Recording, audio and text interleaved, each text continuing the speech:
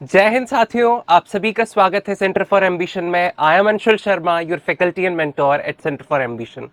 आज के इस सेशन में हम एक साइंस एंड टेक्नोलॉजी में एक नई खोज को डिस्कस करने जा रहे हैं and that is very important. India का एक मिशन है that is national sickle cell elimination mission, जो कि हमें अचीव करना है 2047 तक। इंडिया ने एक प्रण लिया है कि हमें क्या करना है। जो सिकल सेल एनीमिया होता है, बेसिकली सिकल सेल एनीमिया क्या होता है वो समझना हमारे लिए बहुत ज़्यादा ज़रूरी हो जाता है, और इस चीज़ से रिलेटेड जो भी चीज़ें हैं वो हमारे लिए समझना बहुत ज़्यादा ज़रूरी हो जाता है। एक डिजीज होता है जिसे हम बोलते हैं अनीमिया। अनीमिया को हम बहुत सिंपल टर्म्स में अगर डिफाइन करना चाहें तो anaemia stands for lack of haemoglobin in the blood. जब खून की कमी हो जाती है उसे अनीमिया बोला जाता है। ये महिला पुरुष किसी में भी हो सकती है। ज्यादातर it is profoundly found in females. ठीक है, सबसे ज्यादा महिलाओं में इसकी मात्रा ज्यादा देखी गई है इन कंपैरिजन टू मेल्स। पुरुषों की तुलना में महिलाओं में अनीमिया जो होता है, खून की कमी, वो ज्यादा देखी गई है। इसके कई सारे कारण होते हैं। सबसे इंपॉर्टेंट कारण इसका होता है lack of nutritious food. Lack of nutritious food. ये जो पूरी चीज हम पढ़ रहे हैं ये हमारे यूपीएससी सिविल सर्विसेज एग्जामिनेशन के पर्सपेक्टिव से इंपॉर्टेंट है। इस सोसाइटी का भी पोर्शन फॉर्म करता है, साइंस एंड टेक्नोलॉजी का भी पोर्शन फॉर्म करता है। तो in short GS paper 1 as well as GS paper 3 का कोलैबोरेशन है ये topic, anaemia, lack of nutritious food. क्यों होता है? भारत में जो सोसाइटी है दैट इज अब पेट्रियार्कल सोसाइटी, यहां पर जो पेट्रियार्की है वो ज्यादा तौर पर देखी गई है, और जिसकी वजह से महिलाओं में लैक ऑफ न्यूट्रिशियस फूड बहुत ज्यादा हो जाता है। That what a female will do by eating nutritious food, dry fruits and all. तो यहां पर लैक ऑफ न्यूट्रिशियस फूड ये कहीं ना कहीं लिंक्ड है हमारी पेट्रियार्कल माइंडसेट के साथ। ये तो अनीमिया की बात है। इसमें अनीमिया में क्या होता है, खून की कमी हो जाती है जिसकी वजह से आपको आपका बॉडी जो है proper red blood sales carry नहीं कर पाता, प्रॉपर ऑक्सीजन कैरी नहीं हो पाती, तो आप में वीकनेस आ जाती है, फटीग डेवलप हो जाता है, जल्दी थक जाते हैं। You are not able to do cope up with your regular day to day activities. जो डे टू डे एक्टिविटीज होती हैं उनके साथ आप कोप अप नहीं कर पाते हैं। ये अनीमिया की जो दिक्कत होती है वो ये होती है। अब हमारे केस में हमें एक स्पेशल टाइप का अनीमिया पढ़ रहे हैं that is sickle cell anaemia. Okay, what is sickle cell anaemia?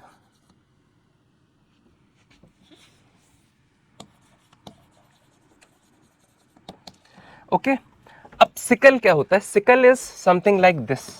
Sickle इस तरह से होता है। आपने अगर आपने कभी खेत में काम किया हो या गांव ग्रामीण परिवेश से आप बिलोंग करते हो तो आपने धराती देखी होगी। एक इंस्ट्रूमेंट होता है जिसे बोलते हैं धराती, जिससे हम फसल काटते हैं। धराती हाथ में पकड़ी जाती है, इस तरह से दिखती है, क्रीसेंट शेप्ड। ठीक है, चंद्राकार जो होता है इसे बोलते हैं सिकल सेल। ठीक है, अब अनीमिया हमने पढ़ा। अनीमिया क्या होता है? इट इज खून की कमी। ठीक है, खून की कमी, बेसिकली हम इसमें बोलेंगे हीमोग्लोबिन की कमी। हीमोग्लोबिन की जो मात्रा है हमारी बॉडी में वो बहुत ज्यादा कम हो गई है। अब ये जो हमने देखा, नॉर्मल जो अनीमिया है वो ज्यादातर प्रिडोमिनेंटली किस चीज की वजह से हो रहा है? Lack of nutritious food. ठीक है, उसके अलावा जो हमारी जो फीमेल्स में मेंस्ट्रुएशन साइकिल होती है, तो मंथली जो ब्लीडिंग होती है उस ब्लीडिंग के कारण भी बहुत सारा जो खून है, बहुत सारा ब्लड है, वो बॉडी से लॉस्ट अप हो जाता है। और यहाँ पर हमें न्यूट्रिशियस फूड भी नहीं मिल रहा है, तो जो रिप्लेसमेंट है, जितना ब्लड बाहर शरीर से निकला और जितना ब्लड बनना चाहिए वो कहीं ना कहीं इक्विलिब्रियम मेंटेन नहीं हो पा रहा है। अब ये इक्विलिब्रियम मेंटेन नहीं हो पा रहा, इसकी वजह से खून की कमी हो रही है, हीमोग्लोबिन हमारी बॉडी में प्रॉपर मात्रा में नहीं हो पा रहा है। अब इस केस में एक इंपॉर्टेंट टर्म हमारे सामने आ जाता है, सिकल सेल अनीमिया।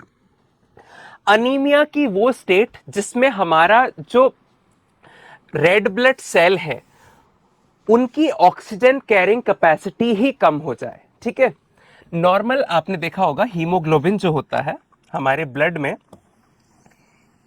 जो हीमोग्लोबिन होता है, ठीक है, इस हीमोग्लोबिन का काम क्या होता है? It carries oxygen, carries oxygen to various parts of the body, various parts of the body.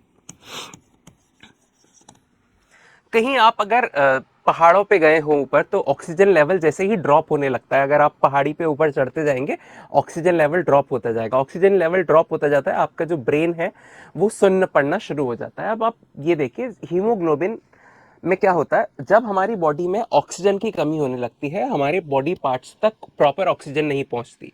Proper oxygen नहीं पहुंचेगी, बॉडी जो है वो प्रॉपरली फंक्शन नहीं करेगी। तो उस प्रॉपर फंक्शनिंग को के लिए कौन सी जो हमारे बॉडी में कोशिका है वो जिम्मेदार है?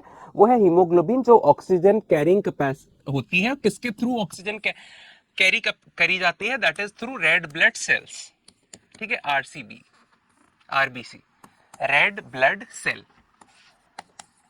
रेड ब्लड सेल्स, ये कैरी करते हैं हमें हमारी बॉडी में ऑक्सीजन को। तो सिंपल टर्म्स में एक बार इसे गो थ्रू कर लेते हैं। Let's write it in a neat and clear way. Human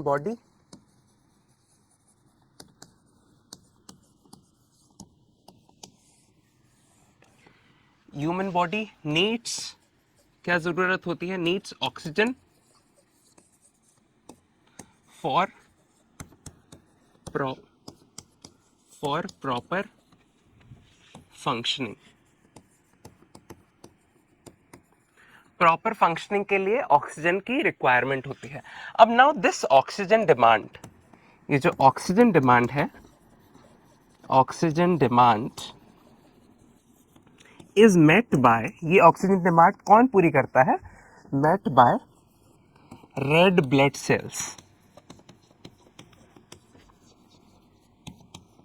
RBCs। Okay,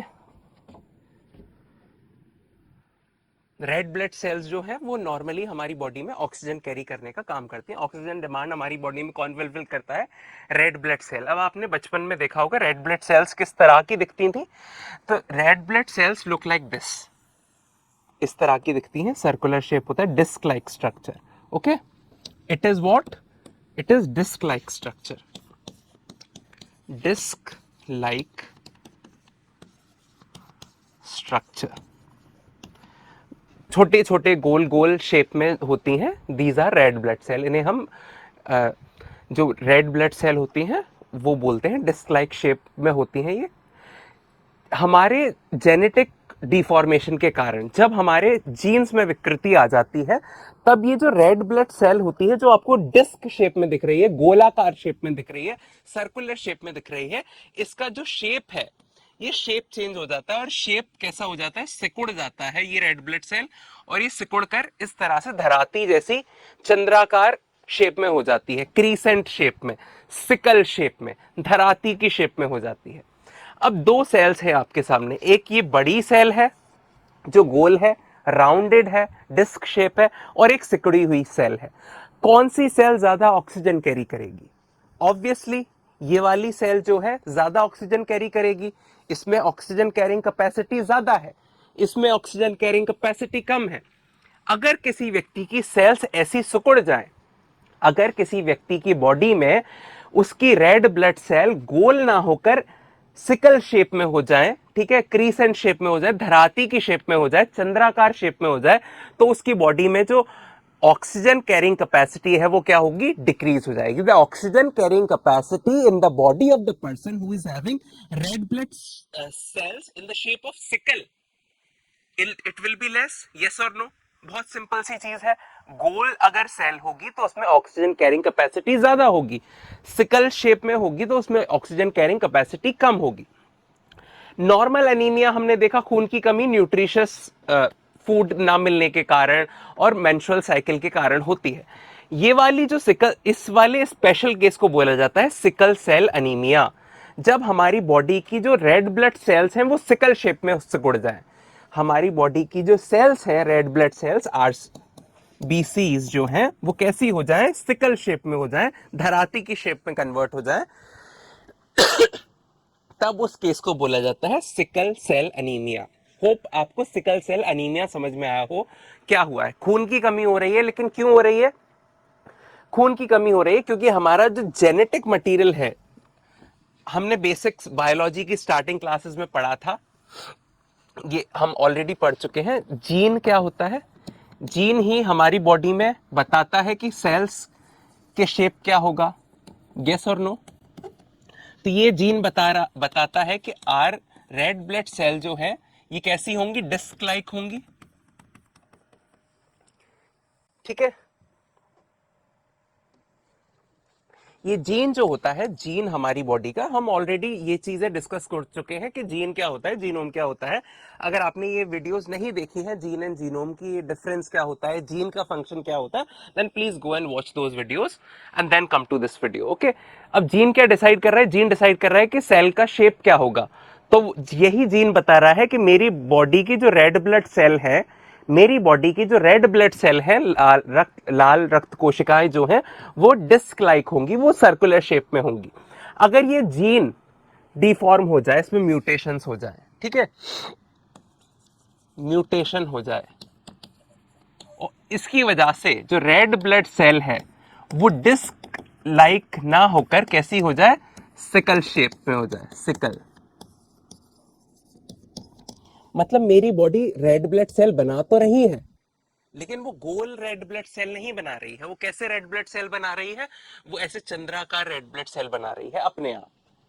अब इस चीज का कोई क्योर तो है नहीं, इसे इसके लिए तो हमें जीन थेरेपी देनी पड़ेगी, ऑब्वियसली, बट ऑब्वियस सी बात है। ठीक है, इसी चीज से रिलेटेड, इसी कॉज को सॉल्व करने के लिए हम इंडिया एक इंडिजिनस जीन थेरेपी के साथ आया है, एंड दैट इज बिरसा 101। अब इसका नाम बिरसा 101 क्यों रखा गया? बेसिकली जो सिकल सेल अनीमिया के मामले भारत में देखे गए हैं, वो देखे गए हैं ट्राइबल पॉपुलेशन में सबसे ज्यादा होते हैं। 1 आउट ऑफ 86 ट्राइबल पॉपुलेशन, हर 86 में से एक ट्राइबल व्यक्ति सिकल सेल अनीमिया का शिकार हो जाता है। और भगवान बिरसा मुंडा की 150वीं जयंती भी होकर चुकी है, और इस चीज को ट्राइबल पॉपुलेशन से बिल्कुल इरेडिकेट कर देने के लिए, हटा देने के लिए, भगवान बिरसा मुंडा को कमेमोरेट करने के लिए यहां पर इस जीन थेरेपी का नाम ही हमने रखा गया Birsa 101। 101 stands for one step ahead of our medical precision. Okay, पहला हमारा क्रिस्पर टेक्नोलॉजी है, जीन एडिटिंग टेक्नोलॉजी है। हमने बेसिकली समझा किस चीज के लिए ये बिरसा 101 आया है। तो अगर आपको यूपीएससी पूछे भी 2026 आने वाले नेक्स्ट संडे को जो एग्जाम है, अगर यूपीएससी सिंपल वे में पूछ भी लेता है Birsa 101 is related to which of the following, और उसमें कहीं ना कहीं एक सिकल सेल एनीमिया ऑप्शन होगा। ओके, तो आपको इतना बेसिक तो आना ही चाहिए कि Birsa 101 is related with the treatment of the elimination of sickle cell anaemia. ठीक है, सिकल सेल एनीमिया की बीमारी को डील करने के लिए बिरसा 101 जो है वो यहां पर लॉन्च किया गया। अब यहां पर आप देख पा रहे हैं ये है सिकल सेल। ठीक है, आरबीसी जो है कैसी है, सिकल शेप में है, जबकि आरबीसी नॉर्मल हमारी डिस्क शेप में होनी चाहिए। Hope this is clear to you, ये चीज आपको समझ में आई, बेसिक जो चीज है। ठीक है, अब ये किस तरह से काम करेगी वो जान लेते हैं। सिकल सेल एनीमिया, अगर सिकल सेल एनीमिया की बीमारी है किसी को, तो क्या क्या पॉसिबल वेज हैं इस बीमारी को सॉल्व करने के लिए? क्या कर सकते हैं? अगर सपोज आप ब्यूरोक्रेसी में हैं, सरकार आपसे पूछे कि भाई हमारे देश में सिकल सेल एनीमिया के मामले बढ़ते जा रहे हैं और बताइए इसके क्या इलाज है, क्या कर सकते हैं हम? ठीक है, 1 सेकेंड, 10-20 सेकेंड के लिए वीडियो को पॉज कीजिए, थोड़ा सा सोचिए क्या पॉसिबल सोल्यूशन हो सकता है सिकल सेल एनीमिया का। आप लोग जान चुके हैं सिकल सेल एनीमिया क्या होता है। तो एक बहुत ही इजी वे इसका ये हो सकता है, ब्लड ट्रांसफ्यूजन मतलब ब्लड को हम चेंज करें, जो हमारे बॉडी का वेस्ट ब्लड है वो बाहर निकाल दें और नया हेल्दी, जिसमें आरबी रेड ब्लड सेल्स हैं, वो हेल्दी वाला ब्लड हम बॉडी में चढ़ा दें, तो ब्लड ट्रांसफ्यूजन हो सकता है। लेकिन इसका ड्रॉबैक क्या है, ये हमें हर 2 से 3 वीक बाद चेंज करना पड़ेगा, रिपीट करना पड़ेगा ये प्रोसेस। तो कैसा है ये, कॉस्टली है।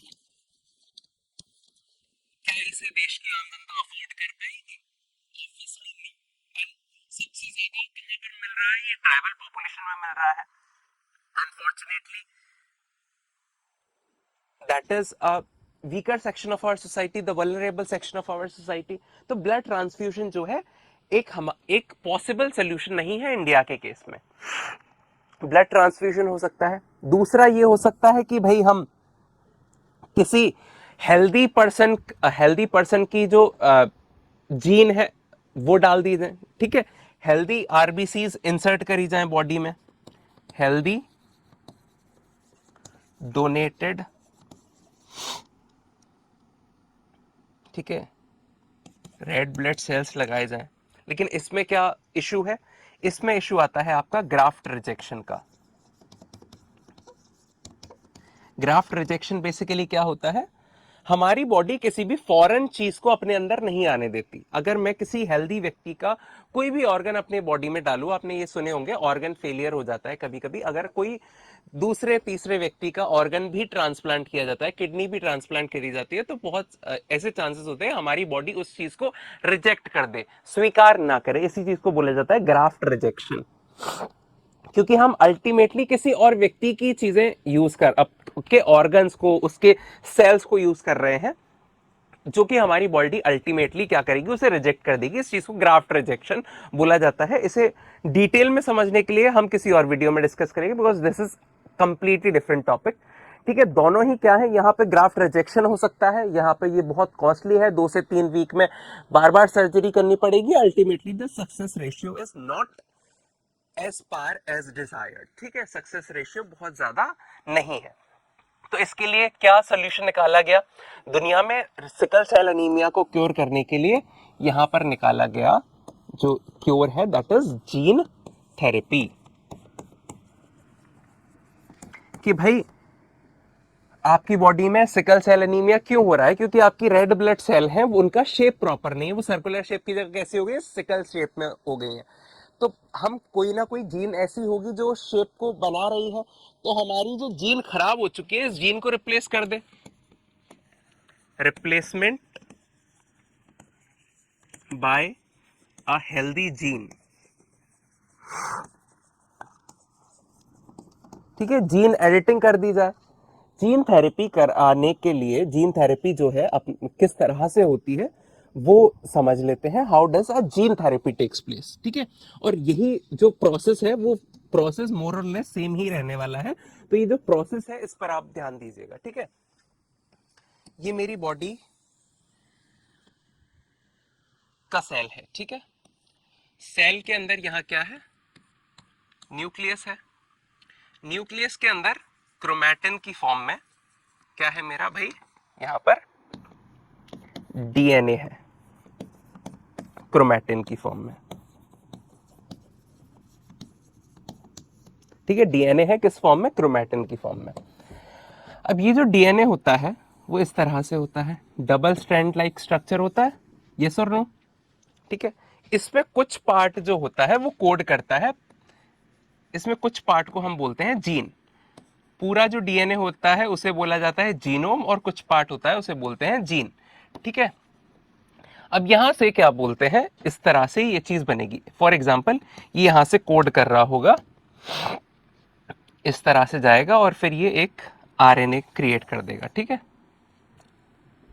mRNA बन जाएगा इसके बाद, इस प्रोसेस के बाद, ठीक है। अब दिक्कत कहां पर है, दिक्कत है यहां पर कि सपोज ये वाला जो जीन है, ये वाला जो जीन है, ये आपके रेड ब्लड सेल की शेप डिसाइड करता है, ठीक है। ये डीएनए है, इस डीएनए में यहां पर ये होगा कि मेरे बालों का कलर क्या होगा, बाल कैसे होंगे, करली होंगे, स्ट्रेट होंगे, मेरी हाइट कितनी होगी, ये सारी इंफॉर्मेशन इसमें जीन्स में स्टोर्ड होती है, ठीक है। अब ऐसे ही किसी एक जीन में ये भी इंफॉर्मेशन होगी कि मेरे बॉडी के रेड ब्लड सेल का शेप कैसा होगा। अब यहां पर अगर इस जीन के पास ये इंफॉर्मेशन है कि सिकल शेप में मेरी बॉडी के रेड ब्लड सेल होंगे, ठीक है, इस जीन के पास, तो मुझे क्या करना है, then what do I have to do? क्यों ना मैं इस जीन को यहां से रिप्लेस कर दूं। सोचिए, मेरे पास इंफॉर्मेशन है कि ये मेरा डीएनए है, इस डीएनए में ये वाला जो जीन है ये बता रहा है कि मेरी जो रेड ब्लड सेल है वो सिकल शेप की हो जाएंगी, तो क्यों ना मैं इस पार्ट को ही काट दूं। फॉर एग्जाम्पल, आपने कोई रिबन लिया, इसे रिबन मान के चलते हैं, 2 धागों वाले 2 तारों वाला रिबन है। आपको पता है रिबन, और उस रिबन में लाइट लगी हुई है, दिवाली की झालर आप मान सकते हो, दिवाली पे आपने झालर लगाई होंगी। अब झालर में तार होते हैं, सपोज 2 तार लगे हुए हैं इस तरह से। आपको पता है कि ये वाला बल्ब खराब है, ठीक है, सिंपल सी चीज है, ये वाला बल्ब खराब है, तो क्या आप पूरी झालर को फेंक देंगे? नहीं, आप क्या करेंगे, यहां से मैं इस बल्ब को काट के दूसरा नया सही वाला बल्ब यहां पे इंसर्ट कर देता हूं। उसके बाद क्या होगा, पूरी झालर जो है जलने लग जाएगी हेल्दी फॉर्म में। ये sir no, this is the principle. यही पूरा प्रिंसिपल इस जीन थेरेपी में किया जाता है, ठीक है। यहां से और इसे इजीली समझ लेते हैं।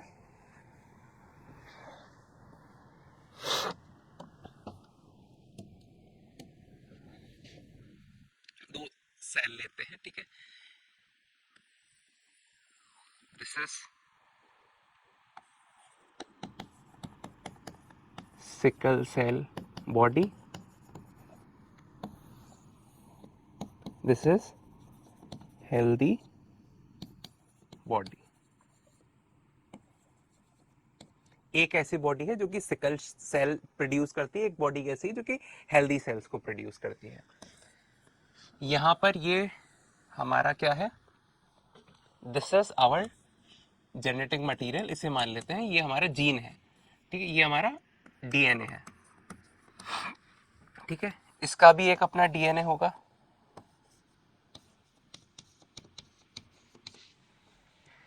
ये सिकल सेल बनाता है, ये नॉर्मल हेल्दी सेल्स बनाता है। ये इनके हमने क्या किया, डीएनए बाहर निकाल दिए। अब इस वाले डीएनए में ये वाला जो पोर्शन है, ये वाला जो पोर्शन है ये डिफेक्टिव है,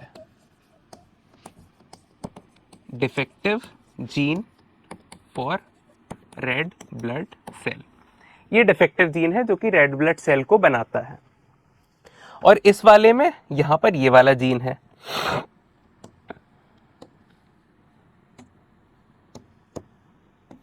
यहां पर ये जीन है, ये हेल्दी जीन है। कैसा है, हेल्दी जीन। अब आपके दिमाग में ये क्वेश्चन आ रहा होगा कि क्या यहां पे ग्राफ्ट रिजेक्शन होगा या नहीं होगा, ठीक है, दैट वील डिस्कस। ये हेल्दी जीन है। अब मैं क्या करूं, now let's take a scissor, एक कैंची लेते हैं, ठीक है। एक मैंने कैंची ली और यहां से इस पार्ट को काट दिया और यहां से इस पार्ट को काट दिया, कट, कट फंक्शन, ठीक है। सबसे पहले तो फाइंड किया मैंने, ढूंढा कि कौन सा इसमें भाई डिफेक्टिव पीस है और कौन सा इसमें हेल्दी पीस है। फाइंड किया, फाइंड के बाद कट लगाया, कट लगाने के बाद आगे चलते हैं,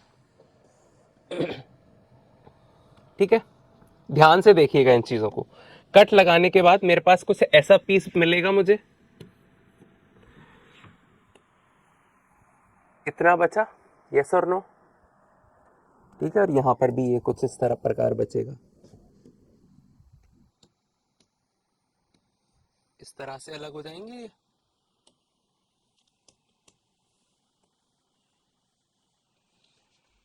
यस और नो, होप आप लोगों को ये चीज समझ में आ रही हो। अब ये डिफेक्टिव पीस है, मुझे इसका कुछ नहीं करना, I will throw it out. ये मैंने थ्रो कर दिया। इस वाले पीस को मुझे यहां से उठाकर यहां पेस्ट कर देना है, ये वाला पीस उठाकर यहां से मुझे यहां पेस्ट कर देना है और ये वाला बाहर फेंक देना है, ठीक है। आगे चलते हैं। तो अल्टीमेटली मैंने किया क्या, ये वाला पीस यहां लिया और इसमें मैंने ये हेल्दी वाला जीन इंसर्ट कर दिया, पेस्ट कर दिया। और फिर ये वाला जो हेल्दी डीएनए है,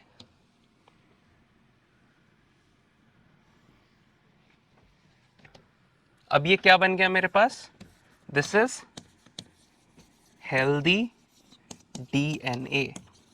अब ये डीएनए में से जो डिफेक्टिव जीन था, वो डिफेक्टिव जीन, वो विकृत जीन जो कि बोल रहा था सिकल से रेड ब्लड सेल कैसे शेप में होंगे, सिकल सेल में होंगे, उसे मैंने हटा दिया। अब कौन सा पेस्ट कर दिया, यहाँ पे हेल्दी वाला पेस्ट कर दिया जो क्या बोल रहा है कि रेड ब्लड सेल कैसे होंगे, डिस्क शेप में होंगे। अब मेरी body red blood cell sickle shape में प्रोड्यूस करेगी या नॉर्मल डिस्क शेप में प्रोड्यूस करेगी। हेल्दी है तो ऑब्वियसली यहां से कैसे प्रोडक्शन होगा, यहां से प्रोडक्शन होगा हमारे नॉर्मल रेड ब्लड सेल्स का जो कि डिस्क शेप में होंगे। तो यहां से ये प्रॉब्लम जो है सॉल्व हो गई। अब यहां पर इस पूरे प्रोसेस में मैंने क्या यूज किया, अब ये जो पूरा प्रोसेस है अगर आपको ना समझ में आया हो please rewind the video again, ठीक है। अब इस पूरे प्रोसेस में मैंने क्या किया, मैंने 3 स्टेप फॉलो किए। पहला स्टेप मैंने फॉलो किया, मैंने फाइंड किया, फाइंड द टारगेट जीन, कौन सा जीन मुझे रिप्लेस करना है मैंने वो फाइंड किया। दूसरा, मैंने कट फंक्शन यूज किया, कट लगाया। तीसरा, मैंने पेस्ट फंक्शन यूज किया, मैंने पेस्ट कर दिया। 3 चीजें ही तो करी मैंने पूरे प्रोसेस में। पहला मैंने फाइंड किया, दूसरा मैंने कट किया, तीसरा मैंने पेस्ट कर दिया। कट किया, हेल्दी जीन जो डिफेक्टिव जीन है उसे काट के अलग फेंक दिया, और हेल्दी जीन को कट किया, फिर हेल्दी जीन को वहां पर पेस्ट कर दिया। This is what I have done. अब कट करने के लिए मुझे एक सिजर चाहिए होगी, फाइंड करने के लिए मुझे कोई प्रोटीन चाहिए होगा। इस इसको फाइंड, जीन को फाइंड करने के लिए जो प्रोटीन चाहिए होता है उसी को बोला जाता है, इस फाइंड फंक्शन में जो हम यूज करते हैं उसे बोलते हैं हम क्रिस्पर। और जो कट फंक्शन के लिए हमें कोई कैंची चाहिए होती है तो यहां पर हम एक मॉलिक्यूलर सिजर यूज करते हैं, ऐसी कैंची जो कि मॉलिक्यूल्स को काट सके। तो यहां पर हम यूज करते हैं Cas9, ठीक है। तो यूपीएससी ने एक बार सवाल पूछा था क्रिस्पर Cas9 क्या है, what is CRISPR Cas9। CRISPR Cas9 is a molecular scissor, CRISPR associated scissor 9, ठीक है। This is CRISPR Cas9। फिर पेस्ट फंक्शन के लिए कुछ और एंजाइम्स चाहिए होते हैं। अल्टीमेटली ये सभी एंजाइम्स है, Cas9 भी एंजाइम है, क्रिस्पर भी एंजाइम है, ठीक है।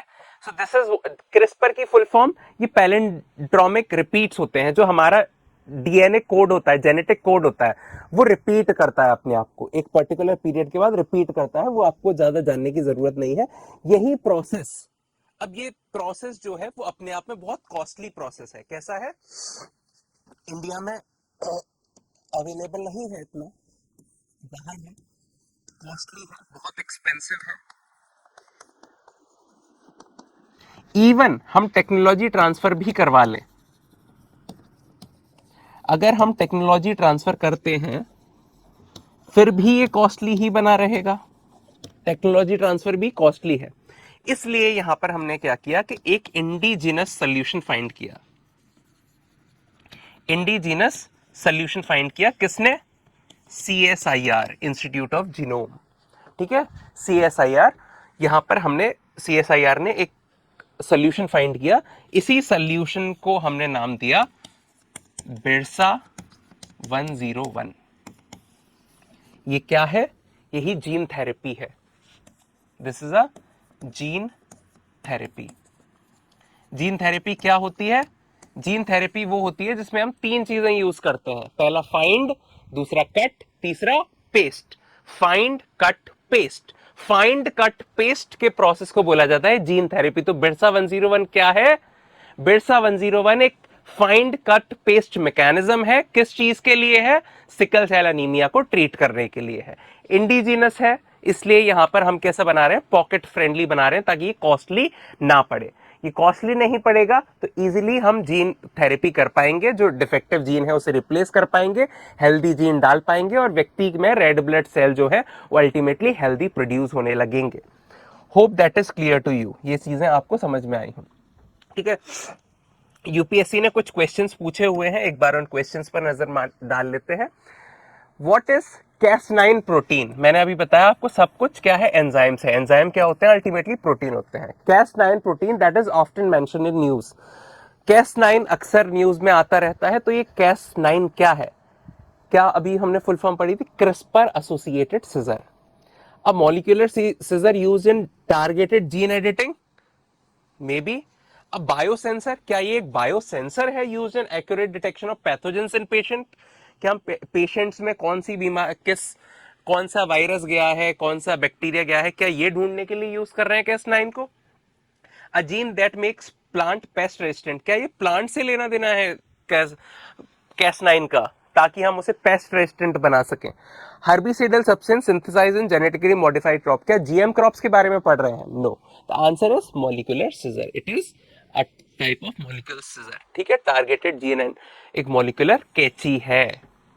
Hope that is clear to you. Cas9 क्या है, यही चीज हम यूज कर रहे हैं अब इंडिया के लिए। ठीक है, भारत के बाहर ये बहुत कॉस्टली पड़ जाता है। एक और क्वेश्चन देख लीजिए, with reference to CRISPR Cas9, जो क्रिस्पर Cas9 न्यूज में चलता रहता है, जीन एडिटिंग मेथड है। क्या है? जीन एडिटिंग मेथड है। उससे रिलेटेड दो स्टेटमेंट दिए हैं, आपको बताना है कौन सा स्टेटमेंट सही है, कौन सा स्टेटमेंट गलत है। It edits gene. क्या जीन को एडिट कर रहे हैं? एडिटिंग क्या होता है? अगर आपने बेसिक एडिटिंग भी सीखी होगी, अगर वीडियो एडिटिंग आजकल तो सभी करते हैं, इंस्टाग्राम, फेसबुक, यूट्यूब पर।